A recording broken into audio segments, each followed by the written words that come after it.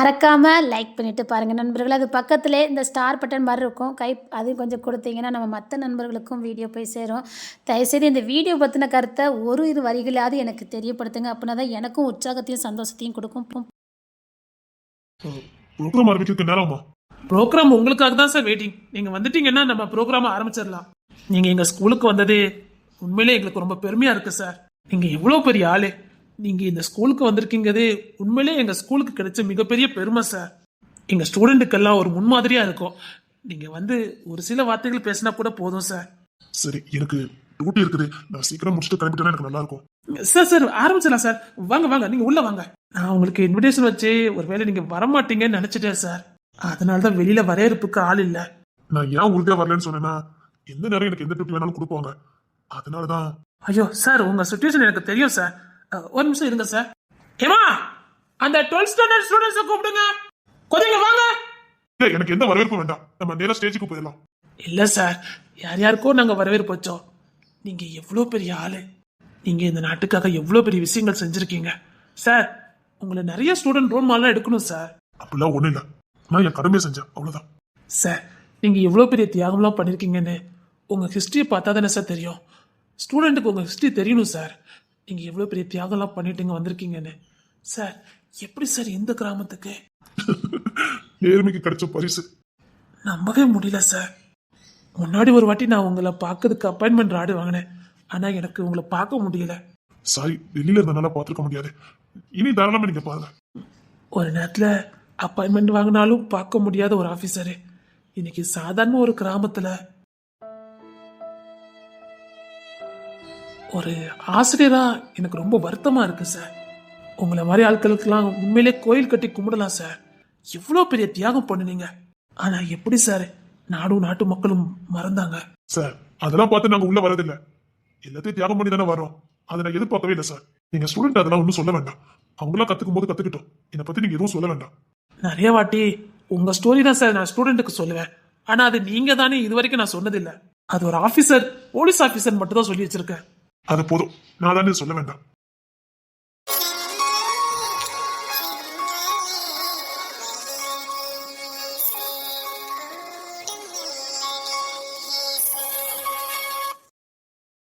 ஏமா, கேட்டுக்கிட்ட உங்களை யாரா நிக்க சொன்னோம்ல? எங்க போறீங்க? இல்ல சார், ப்ரோகிராம் ஆரம்பிச்சிட்டேன்னு சொன்னாங்க. Sorry sir. சாரை வரவேத்து உள்ள கூட்டிட்டு போமா. Okay sir. Welcome sir.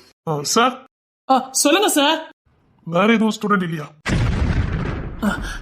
Sir, 12th first sir. நல்லா படிப்பா. இங்க தான் 6th இருந்து படிச்சுக்கிட்டு இருக்கா. படிப்புல படி சுட்டி சார். பயங்கரமா படிப்பா சார். அதான் படிக்கிற பொண்ணா பார்த்து உங்களுக்கு வரவேற்பு கொடுக்கறதுக்கு கூட்டிட்டு வந்தேன். படிப்பு மட்டும் இருந்தா போதாது சார், கொஞ்சம் வேற ஸ்டூடெண்ட் வர சொல்லுங்களேன். சரி, நீ போயிட்டு கீர்த்தி வர சொல்லு. Okay sir. Sorry sir. பரவாயில்ல, கொஞ்சம் ஸ்டூடெண்ட்டுக்கு படிப்போட கொஞ்சம் ஒழுக்கத்தையும் கற்றுக் கொடுங்க. ஒழுக்கம் ரொம்ப முக்கியம். இந்த பொண்ணு ரொம்ப புத்திசாலியாச்சே. என்ன பண்ணி தொலைச்சா? ப்ரோக்ராம் முடியட்டும். Sorry sir. இல்ல, பரவாயில்ல.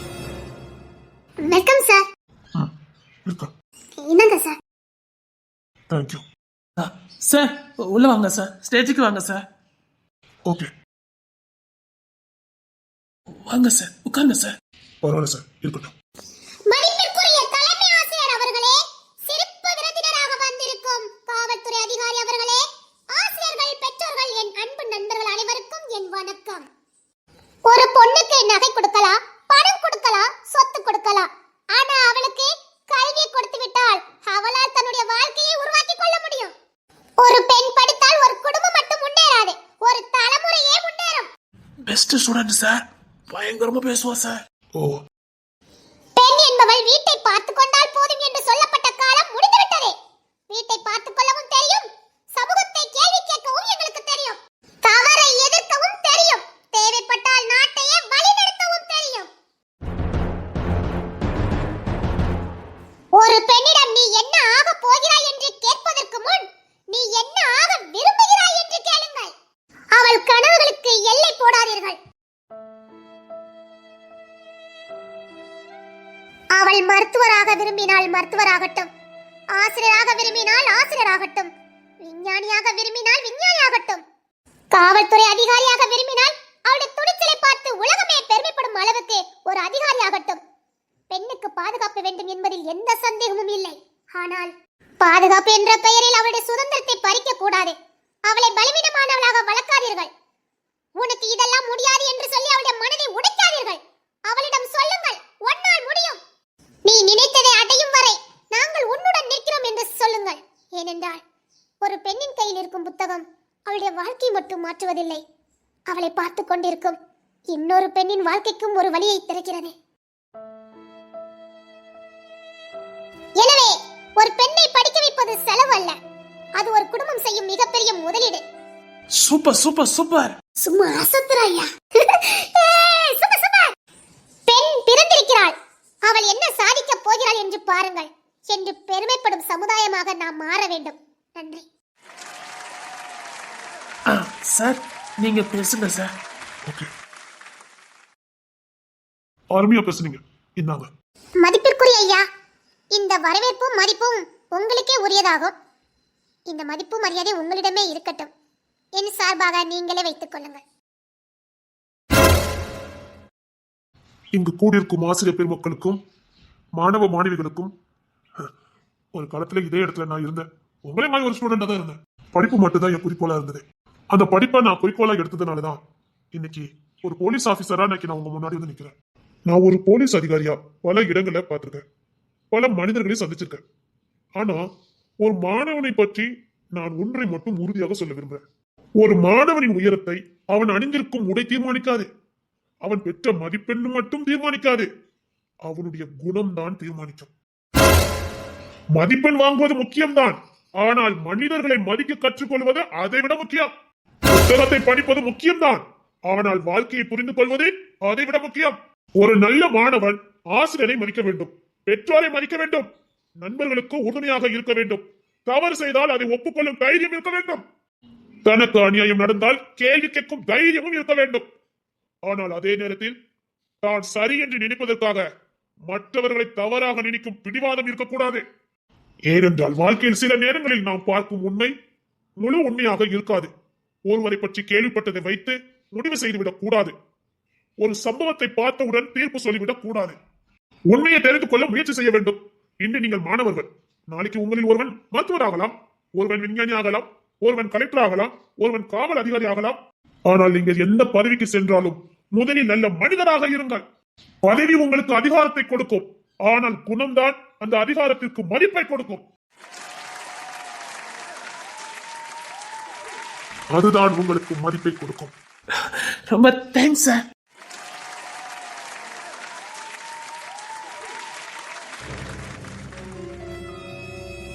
ஐயோ, அந்த புள்ளவர் இன்னைக்கு சமைக்கிறதுக்கு வரலையே, என்னத்தை போட்டு செய்யணும் தெரியலையா, அவசரத்துக்கு ஒன்றும் தெரிய மாட்டேங்குதே. அந்த புள்ளனா சரியா எல்லாத்தையும் சமைச்சு வச்சுட்டு போயிருதே. அவன் எனக்கு முக்கியமான ப்ரோக்ராம்னு சொல்லிட்டு போனா, அப்படி போறப்பலே நம்ம எப்படி தடுக்க முடியும்? மணி என்ன ஆகுது? இன்னும் என் டேபிளுக்கு லஞ்ச் வரல. ஐயோ, வந்துட்டால. அது வந்துமா வந்து என்ன ஆச்சு? நான் கரெக்டா 12:30க்கெல்லாம் லஞ்ச் சாப்பிடணும், உங்களுக்கு தெரியாது? இல்ல, இன்னைக்கு சமைக்கிற பொண்ணு வரல, அதான். என்னது சமைக்கிற பொண்ணு வரலையா? நான் இருந்தேன் அவளை வேலையில இருந்து தூக்குங்க, வேற ஆள வேலைக்கு வைங்கன்னு சொல்லிக்கிட்டு இருந்தேன். சாரி, என் பேச்ச கேக்குறா. எதுக்கு அவ வேலைக்கு வரலையா? அது வேலைக்கு வர முடியாதால எதுக்கு வேலைக்கு வைக்கிறீங்க? இல்ல, இன்னைக்கு ஸ்கூல்ல ஆனுவல் டேயா, 12th முடிக்கிறாள், ஆனுவல் டேன்னு அவளை பேச கூப்பிட்டுருக்காங்களாம், அதான் போயிருக்கா. ஓ, அவ பேச போயிருக்கா. அங்க சம்பளத்தை வாங்கிக்கிடுவா, அங்க பேச போய் அங்கே சம்பளத்தை வாங்கிக்கிடுவா. அவ காரியக்காரி பொழைச்சுக்கிடுவா. அவ வேலைக்கு வந்தானா அப்படியே கழுத்தை பிடிச்சி வெளியில தள்ளுங்க. சரி, நீங்க சமைச்சு வைங்க. இன்னும் 1/2 மணி நேரம் டைம் கொடுப்பேன். அதுக்கு மேல என்னால பசியை பொறுக்க முடியாது. 1/2 மணி நேரத்துல எனக்கு லஞ்ச் வந்திருக்கணும். சரிம்மா, இப்போ துறை வந்துருவான். அவன் வந்தனும் நான் வேணா ஹோட்டல்ல வேணா வாங்கி தர சொல்லட்டுமா? ஹோட்டலா? என் ஹெல்த் என்னத்துக்கு ஆகுறது? இல்ல, கூட்டிட்டு வந்து கொல்ல பாக்குறீங்களான்னு கேட்க. இல்லம்மா, 1/2 மணி நேரத்துல எப்படிமா சமைக்க முடியும்? சோறு வடிக்கிறதுக்கே 1/2 மணி நேரம் ஆயிருமாம்மா. உனக்கே தெரியும், எனக்கு வீசிங் ப்ராப்ளம்லாம் இருக்கு. வத்த பொடியெல்லாம் ஒத்துக்கிடாது. மசாலாலாம் அரைச்சா இழப்பு வந்துருமா? அது எனக்கு தெரியாது. எனக்கு 1/2 மணி நேரத்துல லஞ்ச் வந்திருக்கணும். இல்ல என்ன பண்ணுவேன்னு எனக்கு தெரியாது. ஏ உங்க பொண்ணு சும்மா வெட்டியாதான் உட்கார்ந்துருக்கா? அவளை கூப்பிட்டுக்கோங்க. 12ஆப்பு பரிச்சை நடந்துகிட்டு இருக்குல்ல, அதான் படிச்சுக்கிட்டு இருக்கா. அப்படியே படிச்சு தள்ள போறா. பக்கத்தை கட்சி கண்டுட்டு இருப்பா. அவளை இழுத்துட்டு வந்து சோற போங்க.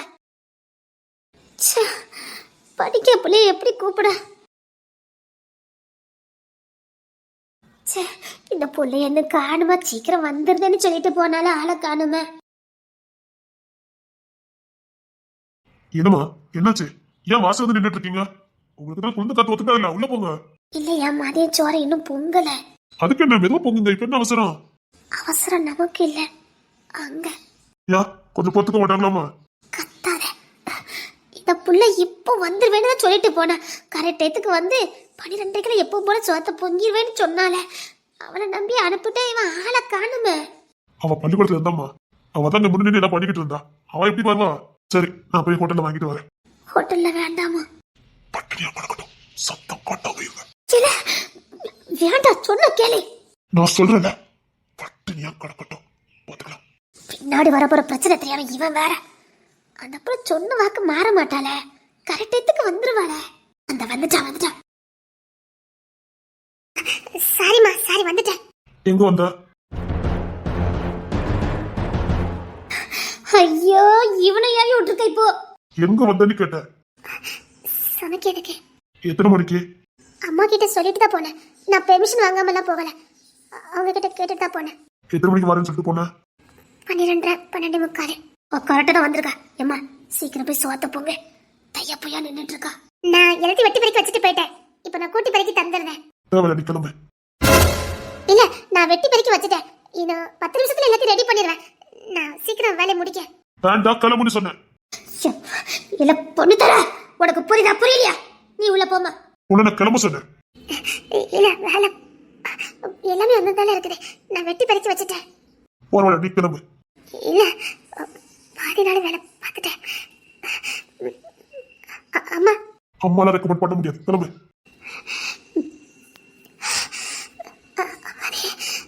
சாரி, ஸ்கூல்ல ஃபங்க்ஷன் அதான். நான் பெர்மிஷன் கேட்டுட்டு தானே போனேன்.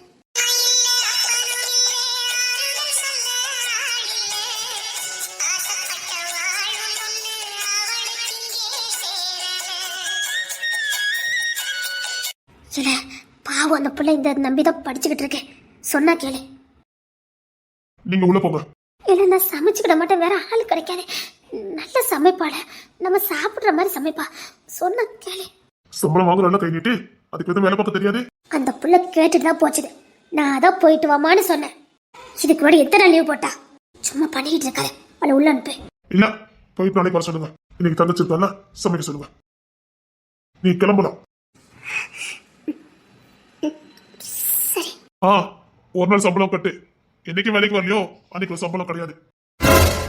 நான் தான் வந்துட்டேனே. நீங்க தானே இப்ப வேண்டாம்னு சொன்னீங்க, அப்புறம் சம்பளத்துல கட்டு பண்ணுவேன்னு சொல்றீங்க.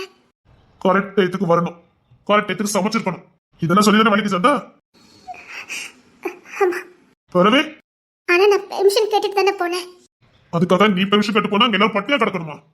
கிளம்பு. ஒரு நாள் சம்பளம் கட்டு. நாளைக்கு காலையில கரெக்ட் டயத்துக்கு வரணும். இனிமேல் சொன்ன டயத்துக்கு சொன்ன வேலை முடிஞ்சிருக்கணும். 6 மணி நேரம் லேட்டா வந்தாலும் சரி, சம்பளம் ஒரு நாள் ஃபுல்லா கட் பண்ணிடுவேன். சரி, நீ போயிட்டு வாப்போ. இல்லம்மா, நான் காலையில எல்லாத்தையும் வெட்டி பறக்கி வச்சுட்டு போயிட்டேன். நான் அதை கூட்டி பறக்கி தந்துட்டு போறேன். உங்களுக்கு தான் இழப்பு இருக்குல்ல, உங்களுக்கு ஒத்துக்கிடாது. நான் அதை கண்ணால பாத்திருக்கேனே. உங்களுக்கு சின்ன மசாலா அரைச்சா கூட இழப்பு வந்துருது, புளி கரைச்சா கூட உங்களுக்கு இழப்பு வருது. நீங்க ஒன்றும் செய்ய வேண்டாம். அவ வேற படிச்சுட்டு இருந்தா, நான் செஞ்சு வச்சுட்டு போறேன். அவ சம்பளம் தரமாட்டேன்னு சொல்லிட்டு போயிட்டானே. இது சம்பளத்துக்காக நான் ஒன்றும் செய்யல, மனிதாபிமானம். ஒருத்தங்களுக்கு முடியல, என்னால முடியுது, நான் செஞ்சு கொடுக்க போறேன். எனக்கு இந்த வேலை ஒன்றும் கஷ்டம்லாம் இல்லை.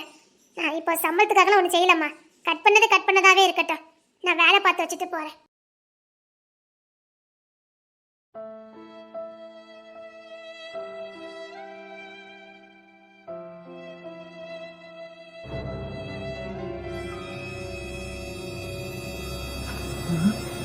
டேஸ்ட் அவன் சமையல் மாதிரி இருக்கு.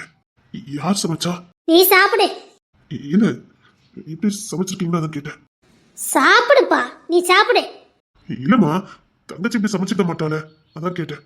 அவ இப்பதான் சமைக்க தெரியாது அவளுக்கு. தெரியாதுல்ல, உனக்கும் தெரியுமா அவன் சமைச்சுக்கிட மாட்டான்னு. ஆமா. அப்ப இதுல யார் சமைச்சிருப்பா? நீங்களா? ஆமா, நான் நேத்தும் கூட்டுக்கறி எல்லாம் பார்த்தேன் பாத்தியா. கஞ்சி குடிச்சு வளர்ந்தவளுக்கு இந்த கூட்டுலாம் வைக்க தெரியாது. நான் வைக்கல. அப்ப யார் வச்சா? ஆ, நீ எந்த புள்ளைய திட்டி அனுப்புனியோ அந்த புள்ள தான் வச்சது.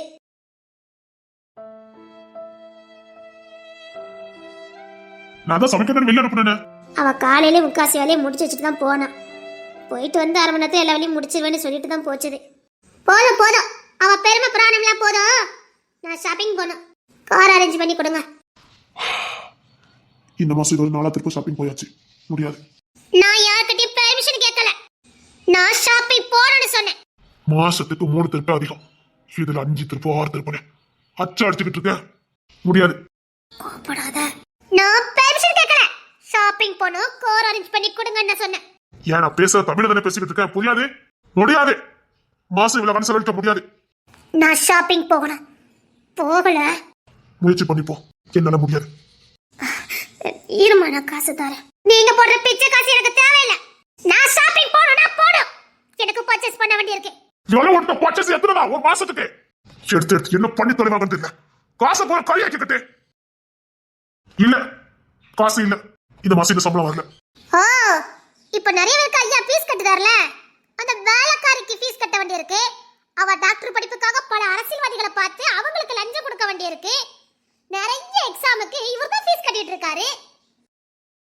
எனக்கு எதுவும் தெரியாது நினைச்சிட்டு இருக்க கூடாது. என்ன சுத்தி யார் இருக்கான்னு தெரியும்ல. நீங்க அவ டாக்டர் படிப்புக்காக எங்கெங்க பணம் கட்டிட்டு வரீங்கன்னு எல்லாம் எனக்கு தெரியும். என்னென்ன அரசியல்வாதியை பார்த்து என்னென்ன எக்ஸாமுக்கு என்னென்ன ஃபீஸ் கட்டணுமோ அத்தனை கட்டிட்டு இருக்கீங்க. அதுவும் லட்சக்கணக்குல. இவன் என்ன சொல்லிட்டு இருக்கா? எனக்கு ஷாப்பிங் போகணும். போய் தொலைங்க. ஆரஞ்சு பண்ண போ. இதுதான் லாஸ்ட் டே. இனிமேல என்ன இப்படி கேட்க கூடாது.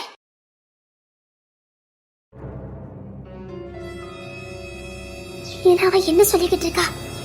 நீ அந்த பொண்ணுக்கு பணம் கட்டிட்டு இருக்கியா? அது வந்து நீ என்ன அவ என்ன சொல்ற? நீ என்ன பண்ணிக்கிட்டு இருக்க? அம்மா, இந்த காலத்துல படிப்பு ஒண்ணு அவ்வளவு சாதாரணமா கிடைச்சிடாது. டாக்டர் படிப்பு அவ்வளவு ஒண்ணு சாதாரணமா கிடைச்சிடாது. பல பேர் இங்க பார்க்க வேண்டியிருக்கேன். பல பேருக்கு காசு கொடுக்க வேண்டியிருக்கேன். அந்த பொண்ணு இது வரைக்கும் அந்த படிப்புக்கான எந்த முயற்சியும் பண்ணல. அதுக்கு முக்கியமான எக்ஸாம் எல்லாம் இருக்குது. அது நிறைய ஃபீஸ் எல்லாம் கட்டணும். அதெல்லாம் கட்டி போட்டு போய் தான் படிச்சுட்டு இருக்கா. அவ்வளவு பண்ணிக்கிட்டு இருக்க, அந்த புள்ள வந்தா சிடிச்சுன்னு நிக்க. ஈஸியா ஒரு பொருள் கிடைச்சிட்டுனா அதோட அருமை தெரியாம போயிடும். நாம எப்படி பாடுபட்டு அடம் பிடிச்சி அவமானப்பட்டு வேதனைப்பட்டு இந்த ஸ்தானத்துக்கு வந்தோம், இந்த பொருளை அடைஞ்சோன்னு தெரிஞ்சாதான் அந்த பொருளோட மதிப்பு, அந்த பதவியோட மதிப்பு என்னன்னு தெரியும். அதோட வேல்யூ தெரிஞ்சாலுமா அதுல கண்ணும் கருத்துமா வேலை பார்க்க முடியும். அவன் ஈஸியா யாரோ ஒருத்தங்க ஃபீஸ் கட்டுறாங்கன்னு சொல்லி படிச்சான்னு வச்சுக்க, சத்தியமா சொல்றேன், அவ படிக்கும் போது படிச்சாலும் வேலை பார்க்கும் போது அந்த அருமை தெரியாமலே இருந்துருவான். படிப்புங்கிறது அவன் அறிவு சார்ந்தது, அவன் மூளை சார்ந்தது, படிச்சிருவான். ஆனா வேலை குணத்தை பார்த்துதான் அந்த இடத்துல மதிப்பு உயரும். அசால்ட்டா இருந்தா இவன் எவ்வளவு படிச்சாலும் பிரோஜனம் இல்லாம போயிடும். அவன் கஷ்டப்பட்டு படிக்கட்டும், அப்பதான் அந்த அருமை தெரியும். அப்படி வந்தாதான் மத்தவங்க வழியும் தெரியும். ஏதோ ஒண்ணு பண்ணுத. எவ்வளவு ஆச்சுதே? இந்த வருஷம் மட்டும் 1.5 லட்சம் ரூபாய் கட்டணுமா? 1.5 லட்சம் ரூபாயா? என்னன்னு சொல்லிக்கிட்டு இருக்க? ஆமாமா, ஃபர்ஸ்ட் இயருக்கு மட்டுமே 1.5 லட்சம் ரூபாய்க்கு மேல ஆகும். அவ ஹாஸ்டல்ல தங்கணும். ஹாஸ்டல் ஃபீஸ் மட்டுமே 80,000 ரூபாய் கேட்காங்க. அப்புறம் படிப்புக்கு, அவ யூனிஃபார்முக்கு, அது இதுன்னு ஒரு பெரிய அமௌண்ட் கை வச்சிடும். சரி, ஒரு தங்கச்சி இந்த வருஷம் +2 முடிக்கா? இல்லம்மா, அவ டிகிரி தான் போறான். அவளுக்கு ஒன்றும் பிரச்சனை இல்லை. அவ ஐபிஎஸ் ஆகும்னு நினைக்கிறான். அதை நான் பாத்துக்கிறேன். ஊரா பள்ளியை ஊட்டி வளர்த்தா தான் புள்ள தானவள்னு சொல்லுவாங்க. அதுதான் நடந்திருக்கு. நான் இந்த பொண்ணுக்கு பண்ணினேன். நம்ம தங்கச்சிக்கு பக்கத்து ஊர்லயே ஒரு காலேஜ்ல ஃப்ரீயா சீட் கொடுத்துட்டாங்க. அவர் யாமிருள்ள மரியாதையில தங்கச்சிக்கு எந்த ஃபீஸும் வேண்டாம், நான் பாத்துக்கிறேன்னு சொல்லிட்டாரு. அவரே இந்த காலேஜ் விஷயமா ஒரு கேஸ் விஷயமா முடிக்க முடியாம இருந்தாரு. ரவுடிகள் அராஜகம் ஒரு எம்எல்ஏ மிரட்டி அந்த காலேஜே வாங்க பார்த்தாரு. அந்த கேஸ் வந்து நான் அவர் விடுவிச்சு கொடுத்தேன். அன்னைக்கு அந்த கேஸை நான் எடுக்கலன்னா இந்த ரவுடி கையில, அந்த அரசியல்வாதி கையில இருந்திருக்கும் அந்த காலேஜ். இத்தனை லட்சக்கணக்கான பிள்ளைங்களை படிச்சிருக்க மாட்டாங்க. எல்லார் வாழ்க்கையும் நாசமா போயிருக்கும். நான் அந்த காலேஜ் ஓனருக்காக பண்ணல, அங்க படிச்ச பிள்ளைங்களுக்காக பண்ணினேன். அந்த நன்றியை அவர் மறக்கல. அவரு தங்கச்சி படிப்புக்கான முழு பொறுப்பையும் நான் எடுத்துக்கிட்டேன்னு சொல்லிட்டாருமா. அது மட்டும் இல்ல, அவ ஐபிஎஸ் படிக்கிறதுக்கான ட்ரைனிங் எல்லாத்தையும் அவரே நான் பாத்துக்கிட்டேன்னு சொல்லிட்டாரு. ரொம்ப சந்தோஷமா இருந்துச்சு. பிரச்சனை இல்லம்மா, அவ படிப்புக்கு எனக்கு எந்த பிரச்சனையும் இல்லை. இந்த பொண்ணுக்கு மட்டும்தான் எனக்கு கொஞ்சம் செலவாகும். அதான் என்ன பண்ணணும்னு தெரியல. அதனால கோத்துல அவன் காட்ட வேண்டியிருக்கு. அசால்ட்டா இருந்துடக்கூடாதுல்ல. நான் எவ்வளவு கஷ்டப்பட்டு படிக்க வைக்கிறேன் அவளுக்கு தெரிய வேண்டாம். அதே நேரத்துல இந்த பதவியும் இந்த படிப்பு நம்ம எவ்வளவு கஷ்டப்பட்டு வாங்கணும்னு அவளுக்கு புரியணும். சரியா, நீ சாப்பிடு. படத்துக்கு தான் ஓடிக்கிட்டு இருக்கேன். சரிம்மா, நான் சாப்பிடுறேன். இது தெரியாம இவன் வேற வெட்டிய செலவு பண்ணிக்கிட்டு இருக்கா. ஒட்டுணி மாதிரி ஒட்டிக்கிட்டு இருக்கேன், ஒன்றும் பண்ண முடியல. கொஞ்ச நாளுமா தம்பி வரட்டும், என்ன சரியாயிரும். சரியா? தம்பிக்காக. சரியா? நீ சாப்பிடியா? சரிம்மா.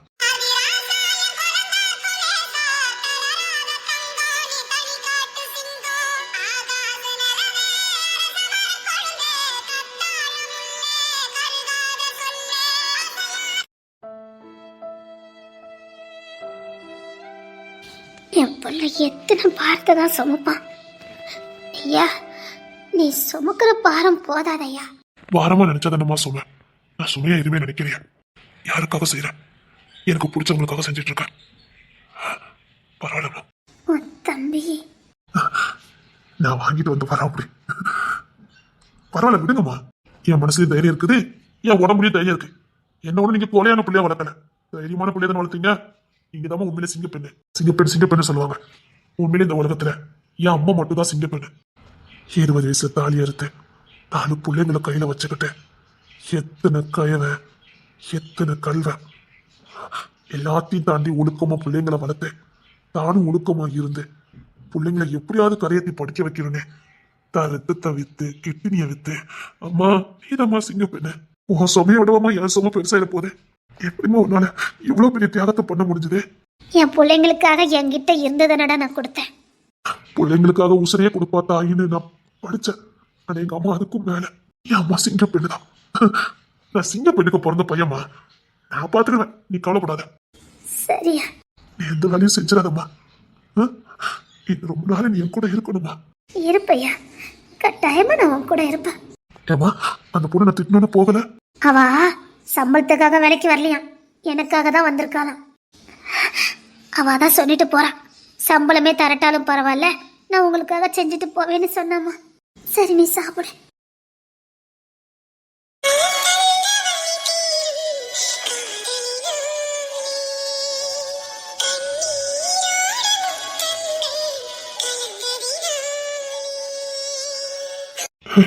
சத்தியமா இந்த உலகத்தை நான் எதையும் பார்த்து நான் ஆசைப்பட்டதே இல்லை. ஆசைப்படுற இடத்துல நான் இல்லவும் இல்லை, ஆசைப்படல. ஆனா இந்த உலகத்துல முத நான் ஆம்பளைங்கிற எனக்கு ஞாபகப்படுத்தினவா நீதான். உன்னை பார்த்ததுக்கு அப்பதான் எனக்குள்ள ஆண்மை, நான் ஒரு ஆணுங்கிறது எனக்கு புரிஞ்சது. எனக்குள்ள ஆண் வெளிப்பட்டது ஒன்னால. அதனால நான் முத இந்த உலகத்துல ஆசைப்பட்டதுன்னா அது நீ மட்டும்தான் நினைப்பேன். அதனாலதான் உன்னை யார் கூட பார்த்தா என்னால தாங்கிக்க முடியல. எனக்கு நீ கொடுக்க வேண்டிய அந்த காதலை பரிசு அன்பு வேற யாருக்காவது கொடுத்துருவேன்னு பயமா இருக்கு. நான் இந்த உலகத்துல பெருசா இது மேலே ஆசை வச்சதில்லை. ஆனா உன்கிட்ட இருந்து கிடைக்கிறது எல்லாமே எனக்கு மட்டும்தான் இருக்கணும். ஆசை பேராசைதான் தெரியுது. ஆனா எனக்கு தோணுது உன்கிட்ட இருந்து வர்ற எல்லாமே எனக்கு மட்டும்தான் இருக்கணும். அன்பா இருக்கட்டும், காதலா இருக்கட்டும், ஆசையா இருக்கட்டும், எல்லாமே எனக்கு மட்டும்தான். நீ கையை பிடிச்சி பேசுறாங்க கூட என் கையை பிடிச்சி மட்டும் பேசு. உன்கிட்ட இருக்க எல்லாத்தையும் எனக்கு மட்டும் கொடுத்துரு.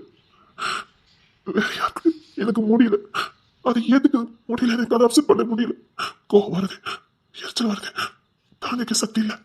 நான் இந்த உலகத்துல எதையுமே அனுப்பிச்சதே இல்லடி. முத சத்தியமா சொல்லி மனசார ஆசைப்பட்டேன். ஏன்னா அதுக்கு கூட தகுதி இல்லாதவன் ஆக்கிறாது. அதுக்கு கூட நான் தகுதி இல்லாதவன் ஆக்கிறாது.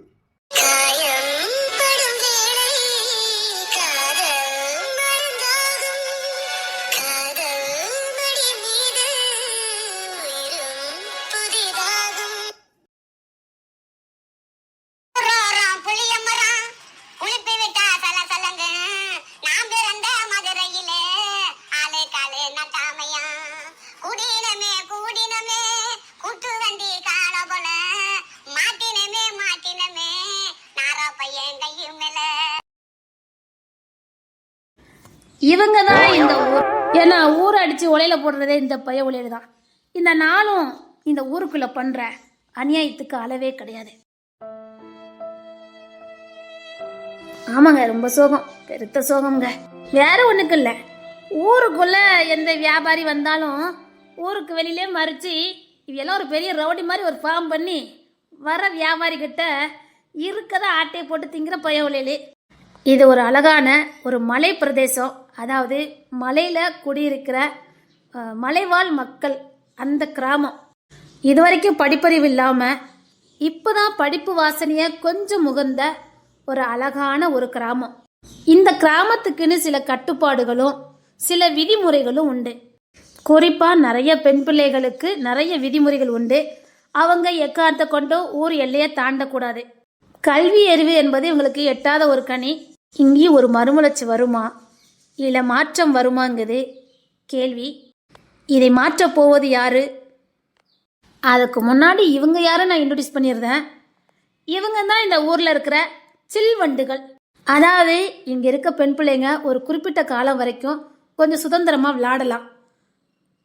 ஒரு குறிப்பிட்ட வயதுக்கு அப்புறம் இவங்கள திருமணம் பண்ணி கொடுத்துருவாங்க. இவங்களுக்கு பெரும்பாலும் பொழுதுபோக்கு காடுகளில் சுற்றுறது, கிடைக்கிறத சாப்பிடுவாங்க. படிப்பறிவுங்கிறது பெரும்பாலும் இருக்காது. ஆனால் இங்கே இருக்க நாளும் ஏதோ ஒரு வழியில் கல்வியை பற்றி அறிஞ்சிக்கிட்டாங்க. வெளியில் போனால் நம்மளும் சுதந்திரமாக வாழலாங்கிறத ஏதோ ஒரு வழியில் தெரிஞ்சு வச்சுக்கிட்டாங்க. இப்போ இங்கிட்டு நம்ம வெளியில் போகணும், அதுக்குத்தான் இந்த பிள்ளைகளே ஏதாவது தில்லாலங்கடி வேலைகள் பண்ணும். ஆனால் ஊருக்காரங்க கிட்ட மாட்டிக்கிடுவாங்க. இந்த மலை பிரதேசத்துக்கு இந்த மலை ஊருக்குன்னு சில கட்டுப்பாடுகளும் பஞ்சாயத்தும் உண்டு. அடிக்கடி பஞ்சாயத்து ரசிக்கிறது இந்த 4 பயவழியில் தான். இந்த கோட்டைக்குள்ள அப்படி என்னதான் இருக்கு? இவங்களுக்குன்னு அப்படி என்ன சட்டம் இருக்கு? அப்படி என்னென்ன விதிமுறைகள் இருக்கு? இவங்க ஏன் வெளி உலகத்துக்கு வரல? இந்த பிள்ளைங்க எப்படி கல்வியை பற்றியும் வெளி உலகம்னு ஒன்று இருக்குங்கிறத தெரிஞ்சுக்கிட்டாங்க. இவங்க இங்கேருந்து வெளியில போய் கல்வியை கத்துக்கிடுவாங்களா? இவங்களை காப்பாற்ற போவது யாரு? இப்படி பல சுவாரஸ்யங்களையும் இவங்க பண்ற குறும்புத்தனம், மலை பிரதேச வாழ்க்கையும், இங்க நடக்கிற பஞ்சாயத்து, இங்க நடக்கிற வழிமுறை, இங்க நடக்கிற வழிபாடு, இப்படி பல மர்மங்களும் பல ட்விஸ்ட்டுகளும் அடங்கியது இந்த தொடர். இந்த தொடர்னு சொன்னோன்னா இது வேற தொடர் நினச்சிடாதீங்க. நம்ம முதிர்கண்ணி தான், அதில் இது ஒரு பாட்டாக வரும். ஏன்னா நம்ம கிராமத்தை பற்றியும் பார்த்துருப்போம், நரக வாழ்க்கையும் பார்த்துருப்போம். சாரி, நரக வாழ்க்கை, அது நரகம் தானே சொல்லணும், இல்லை நகர வாழ்க்கையும் பார்த்துருப்போம். இந்த மலையில் வாழ்கிற மக்களின் நிலையும் நம்ம பார்த்துருக்கோமா. எப்பவுமே நம்ம கதை எப்பவுமே கொஞ்சம் டிஃப்ரெண்ட்டாக இருக்கும். இல்லாததை சொல்லி கொடுக்கணும், தெரியாததை கற்றுக் கொடுக்கணுங்கிறது தான் நம்ம கதையை நோக்கம். பார்த்ததே பார்க்கறதுல எந்த சுவாரஸ்யமும் இல்லை, தெரிஞ்சதையே தெரிஞ்சுக்கிறதுல சுவாரஸ்யம் இல்லை. இப்போ ஒரு காலேஜ்னா காலேஜ் வாழ்க்கையை பற்றி தெரிஞ்சுக்கல நமக்கு அவசியமே இல்லை. இப்போ சென்ட்ரஸின் எல்லாருமே காலேஜுக்கு போயிருப்பீங்க, அங்கே என்ன குறும்பத்தனம் பண்ணுவாங்க, என்ன மாதிரி நடக்குங்கிறது உங்களுக்கு ஆல்ரெடி தெரிஞ்சதையே ஒன்றை தெரிஞ்சுக்கல ஆர்வமே இருக்காது. ஆனால் தெரியாத ஒன்றை நீங்கள் பார்க்கும்போது தான் உங்களை அந்த கதைக்குள்ளேயே கொண்டு போகும். அப்படி உங்களை கதைக்குள்ளே கொண்டு போகிறது தான் என் நோக்கம். நிச்சயமாக இந்த கதைக்குள்ளே நீங்கள் ஒன்றி போவீங்க. இது ஒரு அழகான மலைக்கோட்டை, அதாவது குறுகிய மலை வாழ் மக்கள் வாழக்கூடிய ஒரு மலை கிராமம்.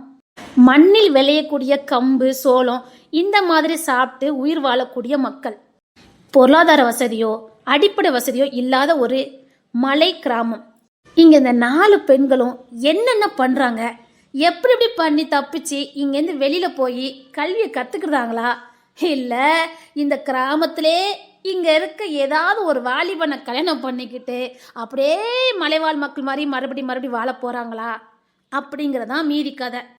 இங்கே ஏதாவது ஆஃபீஸர் வரப்போகிறாரு, இல்லை ஏதாவது ஆஃபீஸர் வரப்போகிறாங்க, இல்லை வேற யாராவது இங்கே வரப்போகிறாங்களா? உங்களை தினம் ஆர்வத்தில் வைக்க போகிற மிக பிரம்மாண்டமான கதை தான் இந்த முதிர்கண்ணி. பாவம், இவங்க மிகவும் வெள்ளந்தியான மனிதர்கள். கள்ளங்கபடம் சூதுவாதி எதுவும் இருக்காது. இவங்க பண்ணுற சேட்டை நமக்கு தில்லு முள்ளா தெரியும். ஆனால் இவங்க பண்ணுறது எல்லாமே வெள்ளந்தியாக தான் பண்ணுவாங்க. அவங்க பண்ணுற வெள்ளந்தியான அந்த சேட்டைகள் எவ்வளோ வில்லங்கத்தில் போய் முடிய போகுது, இவங்க என்னென்ன பண்ண போகிறாங்க, இவங்களுக்கு யார் யார் வாழ்க்கை துணையாக வரப்போகிறாங்க, யார்கிட்ட இவங்க மாட்டிக்கிட்டு காதலிக்க போகிறாங்க, இல்லை இவங்கக்கிட்ட மாட்டிக்கிட்டு யார் காதலிக்க போகிறா, இந்த மாதிரி பல சுவாரஸ்யங்கள் இருக்குது. இப்போ கதைக்குள்ளே போகலாம். இந்த கோட்டைக்குள்ளே தான் இவங்க வாழ்கிறாங்க. வாங்க அப்படியே இவங்க கதைக்குள்ளே போயிடலாம். முக்கியமான ஒன்று, தமிழரின் 5 திணைகளில் குறிஞ்சி நிலம் தான் இந்த மலையும் மலை சார்ந்த இடமும். சரி வாங்க கதைக்குள்ளே போகலாம். கால் வைக்க இடமெல்லாம் கண்ணி வடியாவே இருந்தா நாமளும் என்னத்தான் பண்ணுவோம். என்னங்க ஊருக்குள்ள ஒரு பைவழியில் வர மாட்டேங்குது. இன்னும் கொஞ்ச நாள் தான் ஊருக்கு வெளியில நிக்க முடியும், அப்புறம் நம்மள ஊருக்குள்ள அடைச்சு வச்சிருவாங்க. அதுக்குள்ள அதுக்குள்ள நாம பண்ண வேண்டிய வேலையெல்லாம் நம்ம பண்ணினாதான் முடியும். தப்பிச்சு மட்டும் மாட்டுனன்னு வச்சுக்கங்க. எப்படியோ அப்படி இப்படின்னு 10ஆம் கிளாஸ் வரைக்கும் முடிச்சுட்டு சும்மாவே உட்காந்துருக்கோம். காலேஜெலாம் படித்தா நல்லா இருக்கும்லாடே. ஏதோ இங்கேயும் பக்கத்துலேயும் ஸ்கூல் இருந்தவே சரியாக போச்சு, படிச்சிட்டோம். இப்போ வெளியிலலாம் போய் படித்தா எப்படி இருக்கும்? டீ அவ எப்பெல்லாம் ட்ரெஸ் போட்டா பற்றியோ டீ. டீ அது ஏதோ சாப்பிட்டாவல, அதுக்கு பேர் என்ன பேரு டீ? பஸ்ஸாவா? பஸ்தால டீ, பாஸ்தா. Pasta pasta. அதெல்லாம் நம்ம பார்த்ததே இல்லை. நமக்கு தெரிஞ்சது ஏர்லக்கிழங்கு, மீன் குழம்பு, இவ்வளவுதான் தெரியும். அதுவும் நல்லா தான் இருக்கு. டீ நம்ம இங்கிருந்து போக முடியுமா முடியாத டீ? இங்க பாரு, போறதெல்லாம் பிரச்சனை இல்ல, அது எப்படி தப்பிச்சிருவாங்க பாரு. இங்க இருந்து 3 மலை தான், 6 இரவு, 6 நாள் காட்டுக்குள்ள இருந்து நம்ம கடந்து போயிட்டோம்னா அங்க தள்ளி போனா பட்டணம் ஆரம்பிச்சிரும், போயிருவோம். ஆனா பொழைக்க முடியாம நமக்கு திரும்பி வர முடியாது, நம்மள கொன்னுருவாங்க. மன்னிப்பே கிடையாது, தெரியும்ல. இன்னொன்னு, நாம இந்த காட்டுக்குள்ளே வாழ்ந்துட்டோம். இந்த வெயில், இந்த தண்ணி, இதுதான் நமக்கு ஒத்து போகும். கொஞ்சம் தள்ளி போனா கூட நம்ம உடனே ஒத்துக்கிடாது. நம்மளால போய் பொழைக்க முடிய மாட்டே. இப்படித்தான் சின்ன பிள்ளைல 3 காடு வரைக்கும் போனோம், மாட்டிக்கிட்டோம். நம்மளால தாண்ட முடிஞ்சது. நம்ம தப்பிச்சு போகும்போது சின்ன பிள்ளை, அதனால 3ஆவது காடு வரைக்கும் தான் நம்மளால போக முடிஞ்சது. இப்பதான் நம்ம பெரிய பிள்ளை ஆயிட்டோமே. நம்ம ஒரு பயிரெல்லாம் வேட்டையாட போயிருக்கானுங்க. திரும்பி வர நேரம் அந்த மலையில இருந்து நம்மள பார்த்தானுங்க, அவ்வளவுதான், இங்கேயே நமக்கு குழி தோண்டி புதைச்சிருவானுங்க. இல்லட்டி அந்த பாஸ்தா பார்த்து இருந்து அதை எப்படியாவது சாப்பிடணும் போல எனக்கு தோணுது டீ. அது எப்படி இருக்கும்? எப்படி இருக்குன்னு யாருக்கு தெரியும்? டீ சின்ன பிள்ளையா இருக்கும் போது 3 காடு வரைக்கும் போயிட்டோம். இன்னும் 4, 5, 6, 7, இன்னும் அது போக 4 காடு தாண்டணும். தாண்டினா நம்ம பட்டணத்தை போக முடியும். கிட்டத்தட்ட 6 ராத்திரி நடு காட்டுல தங்க வேண்டியது இருக்கும். நம்மளால முடியுமாங்க? என்ன பண்ண, எனக்கு இந்த காட்டுக்குள்ள இருக்க சட்டத்திட்டங்கள் எதுவுமே பிடிக்கவே இல்லாட்டி. வர வர ரொம்ப ஸ்ட்ரிக்ட் பண்ணாரு. அதுலயே அந்த பஞ்சாயத்து தலைவர் இல்ல, பயங்கரமா பண்ணிக்கிட்டு இருக்காரு. எனக்கு பிடிக்கவே இல்லை. எனக்கும் தாண்டி அந்த பஞ்சாயத்து தலைவர் பண்றது பிடிக்கவே இல்லை. நாம அன்னைக்கு பேசணுமே, அன்னைக்கே நமக்கு எப்படி பனிஷ்மெண்ட் கொடுத்தாரு பாத்தியா? பொம்பளை பிள்ளைல பேசக்கூடாதுன்னு. ஆமாட்டி, பொம்பளை பிள்ளைல பஞ்சாயத்துக்கு வரக்கூடாதான். என்ன ரூல்ஸ் போட்டுக்கிட்டு இருக்காவ? இப்படியே ரூல்ஸ் போட்டாவன்னு வச்சுக்க, நாளைக்கு அவ்வளோதான், நம்மளை சீக்கிரம் கல்யாணம் பண்ணி கொடுத்து நம்மளும் அந்த நிக்கா பாரு ரோஜா, தாமரை, மல்லி இவங்கள மாதிரி வயிற்றுல 1, மடியில 1, தோல்ல 1 தூக்கிக்கிட்டு அலைய வேண்டியதான். அதான் அந்த ரோஜா புருஷன் காட்டுக்குள்ள போனா வேட்டையாடுறதுக்கு, திரும்பி வரவே இல்லை. தேடி போனாங்க, கிடைக்கலன்னு வந்துட்டாங்க. ஆனா இப்ப கஷ்டப்படுறது யாரு?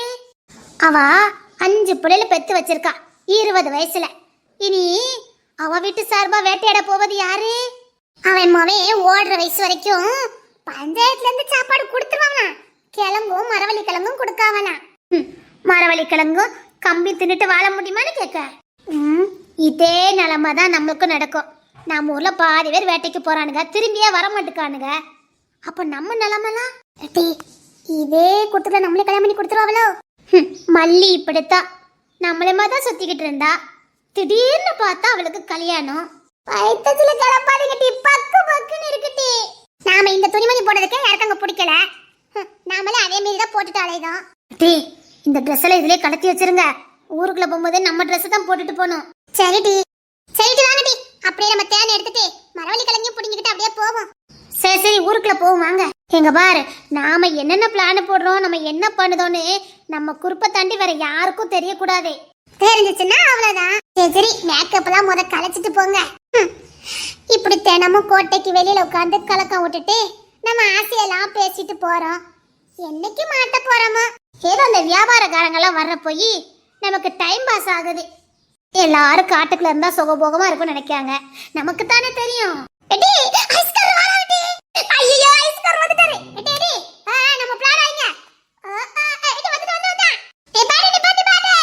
இந்த வாட்டி சுங்க வரி கொஞ்சம் அதிகமா போடுறோம்.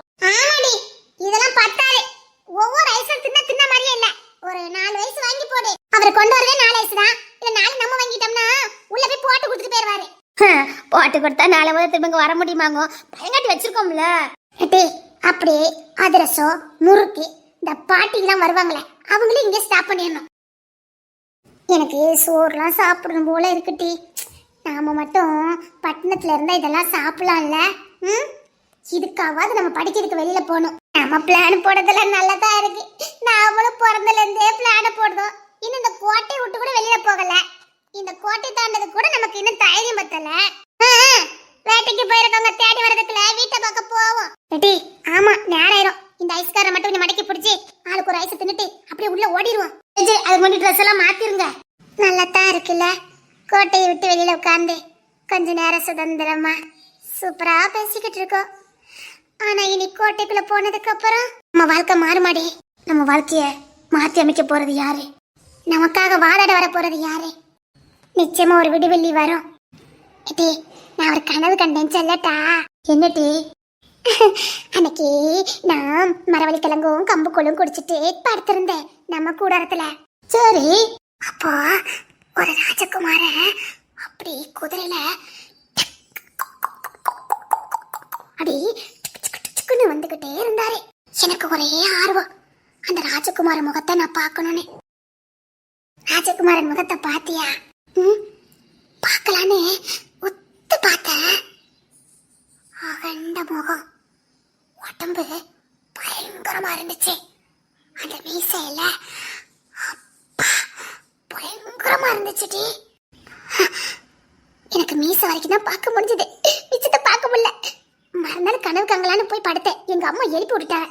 அதனால எனக்கு இன்னைக்கு நிச்சயமா கனவு வரும். எனக்கு என்னமோ நம்மளெல்லாம் அந்த ராஜகுமாரன் தான் காப்பாத்த போறான்னு நினைக்கேன். அது வேற ஒண்ணும் இல்ல, உனக்கு காதல் வந்துட்டு கொன்னுடுவேன். நான் எப்படா தப்பிச்சு போறேன்? ஓ, லவ் பண்ணாலும் இந்த காதல் தான் பண்ணுவேன்னு நினைச்சுக்கிட்டியோ? எனக்கு நம்பிக்கை இருக்கு, அந்த ராஜகுமாரன் தான் நீங்க தூக்கிட்டு போய் என்ன வாழ வைக்க போறான். பாத்துக்கிட்டே இரு. அந்த ராஜகுமாரன் மீச வரைக்கும் நான் பாத்துட்டேன். இன்னும் கொஞ்சம் தான் பார்க்க வேண்டியிருக்கு.